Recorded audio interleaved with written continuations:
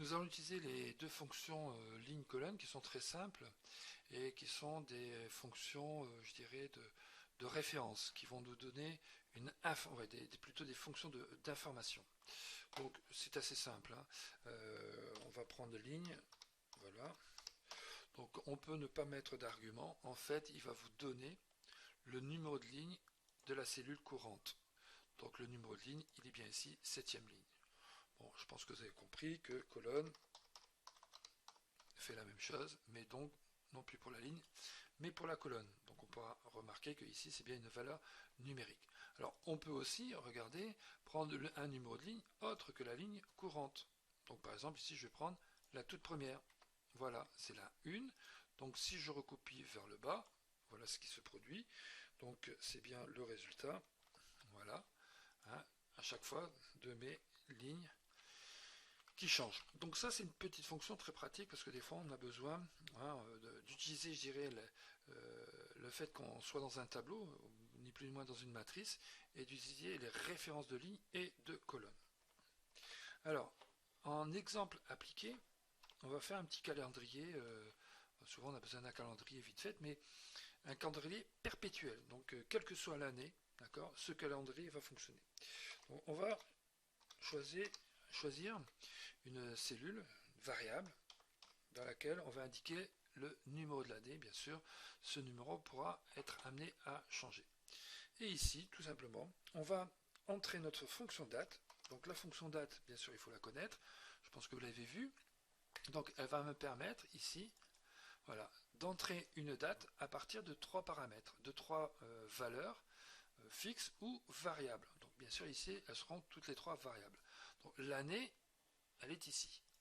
Bon, je vais bloquer l'adresse, voilà, parce que je vais bien sûr faire de la recopie sur les 365 jours que comporte notre année. Alors, et c'est là où ça devient intéressant, parce qu'il me faut le mois. Donc, généralement, les calendriers, à la verticale, nous avons les jours, et à l'horizontale, nous avons les mois. Donc, le fait de recopier à l'horizontale, donc de changer de colonne, je changerai de mois. Donc ici, étant dans ma première colonne, je dois être sur le premier mois. Le premier mois, c'est le numéro 1. Comment vais-je chercher le numéro 1? Grâce à ma fonction colonne. Donc la fonction colonne, je vais cliquer n'importe où dans la feuille, mais uniquement dans la colonne A. Par exemple ici. Donc A étant bien la première colonne, je vais bien avoir ici la valeur 1. Le jour, point virgule, eh bien ça sera la même opération, mais avec la fonction ligne. Et là, je vais cliquer n'importe où dans ma feuille, mais uniquement sur la ligne 1. Donc je prends par exemple dans la colonne E. Ok, je ferme la parenthèse et je referme ma parenthèse pour terminer ma fonction date. Donc bien sûr, je peux vérifier ici avec l'assistant. Donc j'ai bien l'année 2017, j'ai bien le premier mois et le premier jour. Du coup, ici, la fonction date va me convertir cela en numéro de série qui correspond bien sûr à un numéro de série à une date. Ok. Voilà, donc je peux ici bien sûr adapter le format voulu. Voilà, dimanche 1er janvier. Si je change, donc nous allons passer en 2018. Voilà, lundi 1er janvier. Donc partant de ceci, je vais recopier ça sur 12 colonnes et 31 lignes. Alors je vais quand même vérifier, est-ce que j'ai bien fixé les adresses.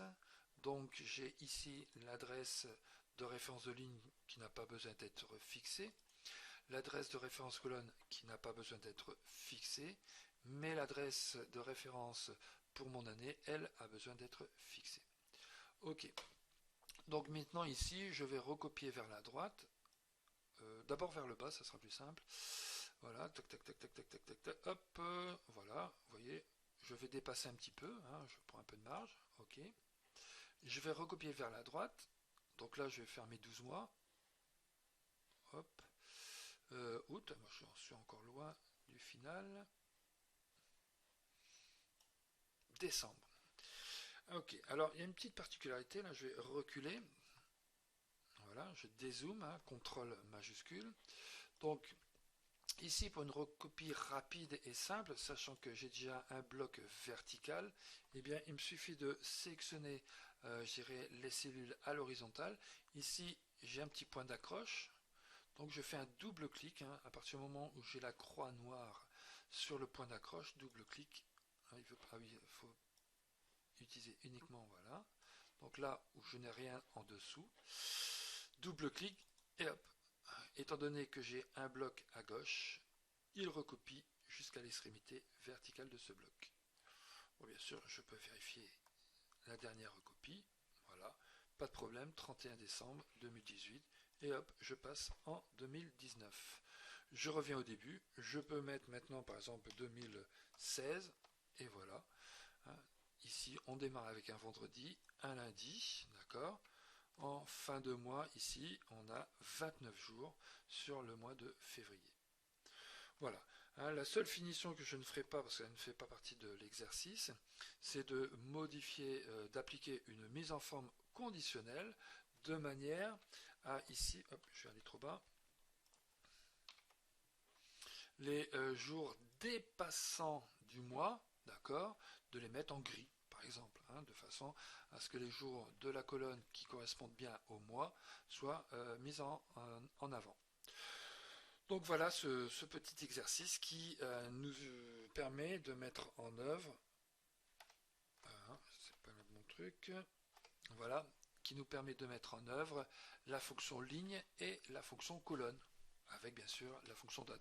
De toute façon, les fonctions ligne et fonction colonne, il est assez rare qu'on les utilise toutes seules.